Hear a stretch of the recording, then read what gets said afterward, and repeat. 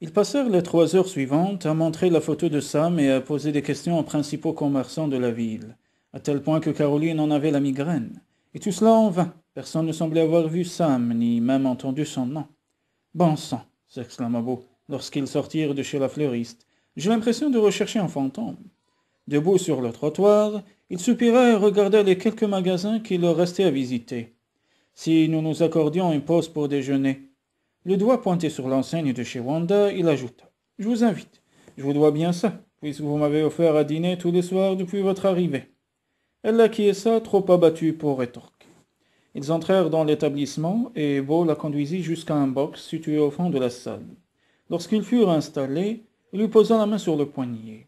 « Caroline, en supposant que Sam se soit réfugié ici, il s'est peut-être caché de tous, excepté de Bob et de Mary. »« Je sais bien, mais tout de même. » Elle retira sa main à un moment où une femme d'une 60aine d'années assez corpulente s'approchait d'eux. « Bonjour, Wanda. Tu vas bien, Beau ?» Le sourire aux lèvres, elle se tourna vers Caroline. « Je suppose que vous êtes ma cliente préférée, celle qui passe commande tous les soirs. » Face à ce visage ouvert et sympathique, la jeune femme ne put que sourire à son tour. « Je me rends, je vois avoir de piètres talents de cuisinière. Et alors, ma belle, c'est pas un problème. Ma mère me répétait tout le temps que quand on n'est pas capable de faire plaisir à table à un homme, on a intérêt à compenser, en d'autres circonstances. Personnellement, je n'y trouve rien à redire, observa Beau, ce qui lui valut un coup de pied dans les chevilles de la part de Caroline. Wanda éclata de rire et sortit un carnet de la poche de son tablier blanc. « Alors, qu'est-ce qui vous ferait plaisir ?» demanda-t-elle, s'adressant d'abord à Caroline. « Un sandwich club et du thé glacé.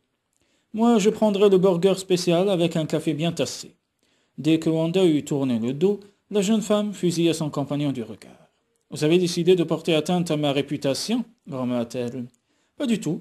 Si j'avais voulu vous nuire, j'aurais dit que vous ne valiez guère mieux au lit que derrière les fourneaux. » Il éclata de rire face à son air scandalisé. « De plus, je ne vois pas pourquoi l'opinion des gens de Cassell's Corners vous toucherait. Il ne vous reste plus que quelques jours à passer ici. » Tout juste.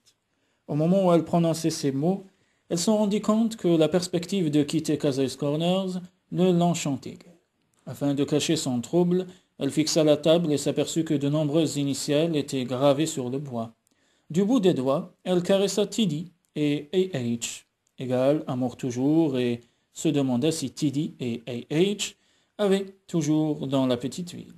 « C'est une sorte de tradition, » expliqua Beau. « Tous les gens qui se marient à Cassell's Corners viennent graver leurs initiales sur l'une des tables de Wanda. » Elle lui prit la main et la guida vers d'autres initiales.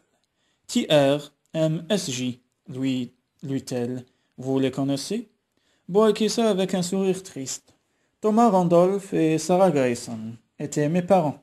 Quelquefois, quand je me sens seul, je viens m'asseoir à cette table et je touche ces initiales. C'est mon héritage, un lien de plus qui m'unit à cette ville. » Il lâcha soudain la main de la jeune femme et haussa les épaules. « C'est idiot, n'est-ce pas ?» grommela-t-il d'un ton bourru. Cette fois, ce fut Caroline qui tendit la main vers lui. « Pas du tout. Je vous envie cet héritage d'amour. » Il attendit que Wanda les serve, puis reparte, pour répliquer sarcastique. « Mon héritage se compose d'initiales gravées sur une vieille table de bois, le vôtre d'une entreprise qui pèse des millions de dollars. Je n'ai jamais considéré la société Baker comme mon héritage. À mes yeux, la compagnie n'a jamais été qu'un moyen de me rapprocher de mon père. Et maintenant, il n'est plus de ce monde. » Caroline hocha lentement la tête. « Et maintenant, je m'aperçois que je n'ai peut-être aucune envie d'y travailler jusqu'à la fin de mes jours. » Les coudes posés sur la table, il se pencha vers la jeune femme et l'enveloppa d'un regard pénétrant. « Que voudriez-vous faire ?» Les yeux baissés, elle redessina du bout des doigts un cœur transpercé d'une flèche. « Je l'ignore, » murmura-t-elle. Ils déjeunèrent en silence. Cette conversation n'avait fait qu'augmenter le doute qui s'insinuait en elle et la déstabiliser. Garrison lui avait demandé de rentrer au plus tôt, mais elle savait bien que sa présence n'était pas indispensable pour la bonne marche de l'entreprise. L'adjoint de son père menait l'affaire de main de maître. Ses pensées s'orientèrent de nouveau vers son père. Qui avait bien pu commettre ce crime? Quel en était le mobile? Lui était en tout cas impossible de croire que Sam ait pu perpétrer un acte d'une telle violence. La jeune femme reposa son sandwich à peine entamé. « Vous n'avez pas faim ?»« Pas trop. Je ne peux pas m'empêcher de penser à mon frère. Si Bob et Mary l'ont hébergé, pourquoi Mary ne me l'a-t-elle pas dit ?» Beau haussa les épaules. En supposant que Sam soit en danger, comme vous le croyez, il a peut-être réussi à la convaincre de ne pas révéler sa présence ici. En proie à la colère, elle reposa son verre d'un geste sec. S'il court un quelconque risque, il devrait justement nous téléphoner pour nous rassurer. En tout cas, il pourrait au moins appeler sa femme. Son attitude est très égoïste. Beau finit son hamburger et s'adossa à son siège. Peut-être ne se manifeste-t-il pas précisément pour ne pas mêler sa famille à cette sombre histoire, ce qui est l'inverse de l'égoïsme.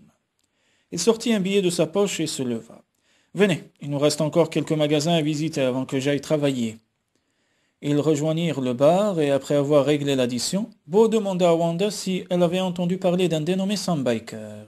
« Sam Baker, répéta-t-elle les sourcils froncés. « Non, ça me dit rien. » Elle lui rendit la monnaie, puis prit la photo que lui montrait Caroline et la regarda de plus près. « Attendez, je suis sûr d'avoir vu ce type. »« Quand » s'exclama la jeune femme. Wanda fronça les sourcils. « Voyons, que je ne vous dise pas de bêtises. Ça y est, j'y suis. C'était le lendemain de l'accident qui a emporté Bob et Mary. Je m'en souviens très bien, il était devant la porte quand j'ai ouvert ce matin-là. Je lui ai servi un petit déjeuner complet et il est parti. »« Il ne vous a rien dit de particulier, Wanda ?» D'après sa Caroline, cherchez bien, c'est important. Non, en plus je suis pas d'humeur très bavarde, moi, le matin. Je pense qu'il s'apprêtait à quitter la ville. Pourquoi? Il avait avec lui un petit sac de voyage et en sortant du restaurant, je l'ai vu se diriger vers l'autoroute. Vous êtes sûr que c'était bien lui? Insista Beau. Ah, certaine. Des beaux garçons comme ça, ils n'en passent pas tous les jours. Beau la remercia, puis guida Caroline vers la sortie. Ils franchirent le seuil en silence et se retrouvèrent dans la rue inondée de soleil. Il est parti, fit-elle dans un souffle. Si ce que nous a dit Wanda est vrai, c'est possible, en effet. Mais il nous reste encore quelques boutiques à visiter. La jeune femme secoua la tête. Inutile, ce serait une perte de temps. Si Sam se trouvait encore à Cases Corners, il se cacherait chez Bob et Mary. Or, tout laisse à penser que personne n'a logé dans cette maison depuis un mois. Autant se faire une raison, il a quitté la ville. Ils montèrent en voiture, on ne le retrouvera que quand il en aura décidé ainsi, déclara-t-elle avec un soupir fataliste. Sachez en tout cas que j'ai beaucoup apprécié votre aide, Beau. Le trajet de retour se déroula dans le silence. Caroline comprenait qu'elle ne pouvait pour l'instant rien changer au fait, aussi tragique fût-il. Elle ne serait en mesure de porter secours à Sam que quand celui-ci solliciterait son aide. En attendant, elle devrait s'efforcer d'y voir plus clair en elle, car elle avait l'impression que la trame de sa vie s'effilochait.